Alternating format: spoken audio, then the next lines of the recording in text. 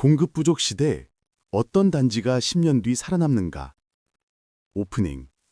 부동산 중개인 앞에서 두 아파트 단지의 팸플릿을 펼쳐놓고 1시간째 고민하고 있습니다. 둘 다 비슷한 가격, 비슷한 평수, 비슷한 위치.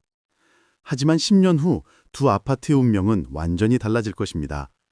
한 곳은 가치가 오르고 한 곳은 슬럼화될 것입니다. 지금부터 들려드릴 이야기는 10년 전 같은 고민을 했던 두 가족의 실제 사연입니다. 한 가족은 지금 웃고 있고 한 가족은 후회하고 있습니다. 그 차이를 만든 것은 단 3가지였습니다. 하지만 그때는 아무도 몰랐습니다.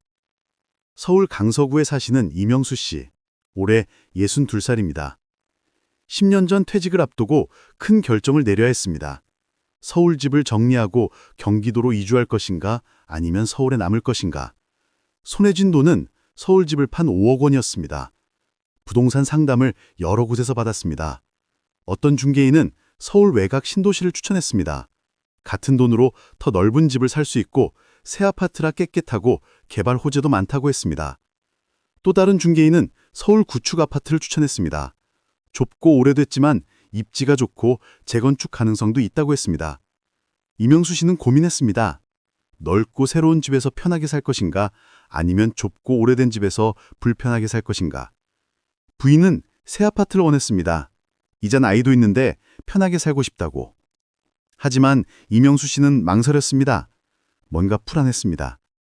같은 시기 이명수 씨의 대학 동창인 박철호 씨도 비슷한 고민을 하고 있었습니다. 박철호 씨도 퇴직을 앞두고 강남집을 정리해서 어디로 갈지 결정해야 했습니다. 손에 쥔 돈은 7억 원이었습니다. 두 사람은 만나서 서로의 고민을 나눴습니다. 이명수 씨는 경기도 신도시와 서울 구축 중에서 고민하고 있었고 박철호 씨는 인천 신도시와 서울 외곽 중에서 고민하고 있었습니다. 두 사람 모두 확신이 서지 않았습니다. 그때 한 부동산 전문가를 소개받았습니다. 30년 경력의 베테랑이었습니다. 그는 두 사람에게 물었습니다. 10년 후를 생각하고 있냐고. 단지 지금 편한 것만 생각하면 안 된다고. 10년 후 어떤 단지가 살아남을지 생각해야 한다고. 두 사람은 귀를 기울였습니다. 전문가는 말했습니다.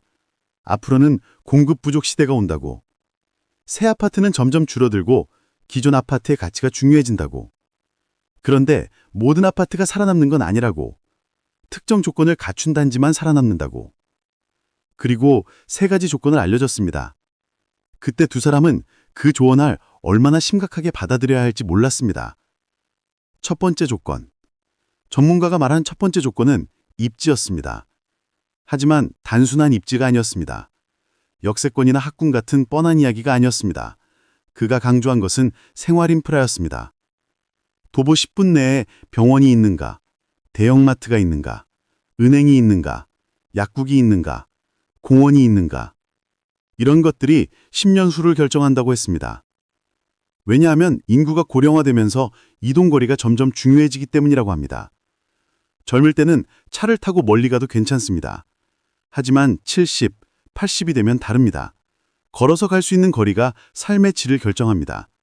병원에 가려고 차를 타야 한다면 그것은 큰 스트레스입니다. 장을 보러 버스를 타야 한다면 점점 외출이 줄어듭니다. 전문가는 실제 사례를 들려줬습니다.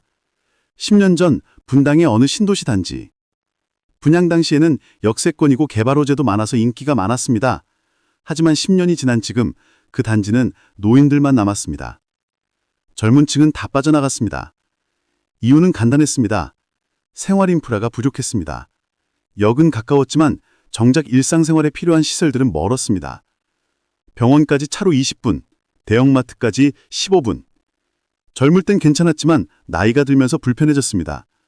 결국 그 단지는 노인들만 남았고 활력을 잃었습니다. 새로 이사오는 사람도 줄었고 집값도 정체되었습니다. 슬럼화의 초기 단계였습니다. 반면 같은 지역의 다른 단지는 달랐습니다. 여기서는 좀 멀었지만 도보권 내에 병원, 마트, 은행, 공원 다 있었습니다. 이 단지는 여전히 활기에 찼습니다. 젊은 층도 들어오고 노인들도 만족하며 살았습니다. 집값도 꾸준히 올랐습니다. 전문가는 강조했습니다. 역세권보다 생활 인프라가 중요하다고. 특히 중년 이후에는 더욱 그렇다고. 10년 후를 생각한다면 생활 인프라를 최우선으로 봐야 한다고. 이명수 씨는 고민에 빠졌습니다. 경기도 신도시는 역세권이었지만 생활 인프라는 부족했습니다. 병원도 멀고 대형마트도 멀었습니다. 반면 서울 구축은 생활 인프라가 완벽했습니다. 걸어서 10분 내에 모든 것이 있었습니다. 박철호 씨도 마찬가지였습니다. 인천 신도시는 넓고 깨끗했지만 생활 인프라가 부족했습니다. 서울 외곽은 좁고 오래됐지만 생활 인프라는 완벽했습니다. 두 사람은 여전히 결정하지 못했습니다. 그때 전문가가 두 번째 조건을 말했습니다. 그리고 이것이 결탄이었습니다. 두 번째 조건.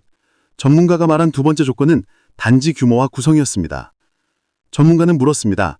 단지에 몇 세대가 있는가? 평형 구성은 어떤가? 이것이 왜 중요한지 아는가? 작은 단지는 위험하다고 했습니다. 500세대 미만의 단지는 10년 후 유지관리가 어렵다고 했습니다. 왜냐하면 관리비를 낼 사람이 적기 때문입니다. 엘리베이터 교체, 외벽 보수, 조경관리 이런 것들은 큰 비용이 듭니다. 세대수가 적으면 한 세대당 부담이 커집니다. 또한 평형 구성도 중요하다고 했습니다. 대형 평형만 있는 단지는 위험하다고 했습니다. 왜냐하면 대형 평형은 젊은 층이 선호하지 않기 때문입니다. 시간이 지나면 노인들만 남고 새로운 유입이 없어집니다. 결국 활력을 잃습니다. 반면 중소형 평형이 섞여 있는 단지는 다릅니다. 신혼부부도 들어오고 젊은 가족도 들어옵니다. 세대가 순환되면서 활력이 유지됩니다. 이런 단지가 10년 후에도 살아남습니다. 전문가는 또 다른 사례를 들려줬습니다. 강남의 어느 구축 아파트. 하나는 1000세대 대단지, 다양한 평형 구성. 다른 하나는 300세대 소단지, 대형 평형 중심. 10년 전에는 소단지가 더 인기가 많았습니다. 조용하고 고급스럽고 프라이버시가 보장되었습니다. 하지만 지금은 상황이 역전되었습니다. 소단지는 노인들만 남았고 관리비는 천정부지로 올랐습니다. 젊은 층은 아무도 들어오지 않았습니다. 반면 대단지는 여전히 활기찼습니다. 어린이집 소리가 들리고 놀이터에 아이들이 뛰어놀았습니다. 관리비도 합리적이었습니다. 세대수가 많아 분담이 되었습니다. 엘리베이터를 교체하고 외벽을 보수해도 한 세대당 부담이 크지 않았습니다. 전문가는 말했습니다. 단지를 선택할 때 지금 좋은 것보다 10년 후를 생각하라고. 조용하고 고급스러운 것보다 활력 있고 지속 가능한 것을 선택하라고. 최소 1000세대 이상, 다양한 평형 구성. 이것이 생전의 조건이라고. 이명수 씨가 거래하던 경기도 신도시는 500세대의 소단지였습니다. 평형도 대형 중심이었습니다. 반면 서울 구축은 1500세대의 대단지, 다양한 평안이 있었습니다. 박철호 씨가 보던 인천 신도시도 600세대의 중단지, 대형 평형 위주였습니다. 서울 외곽은 2000세대의 대단지, 중소형부터 대형까지 고루 있었습니다. 두 사람은 점점 답이 보이기 시작했습니다. 하지만 여전히 망설였습니다. 새 아파트의 유혹이 강했습니다. 그때 전문가가 마지막 세 번째 조건을 말했습니다. 그리고 이것이 결탄이었습니다. 세 번째 조건. 전문가가 말한 세 번째 조건은 리모델링 가능성이었습니다. 전문가는 말했습니다. 10년 후를 생각한다면 재건축보다 리모델링이 현실적이라고. 재건축은 점점 어려워지고 있다고. 규제도 많고 비용도 크고 시간도 오래 걸린다고 했습니다. 반면 리모델링은 다릅니다. 규제가 덜하고 비용도 상대적으로 적고 기간도 짧습니다. 앞으로 10년, 20년 후를 생각하면 리모델링이 가능한 단지가 유리하다고 했습니다. 리모델링이 가능한 단지의 조건은 무엇일까요? 첫째, 건물 조조가 튼튼해야 합니다. 둘째, 법적으로 리모델링이 허용되어야 합니다. 셋째, 주민들의 합의가 가능해야 합니다. 전문가는 강조했습니다. 신축 아파트는 지금은 좋아 보이지만 10년 후에는 그저 10년 된 아파트일 뿐이라고. 20년 후에는 오래된 아파트가 됩니다. 그때 리모델링을 할 수 있다면 다시 살아날 수 있습니다. 하지만 리모델링이 불가능하다면 그대로 낡아갑니다. 반면 지금 20년 된 구축 아파트는 어떨까요? 10년 후면 30년이 됩니다. 리모델링 적기입니다.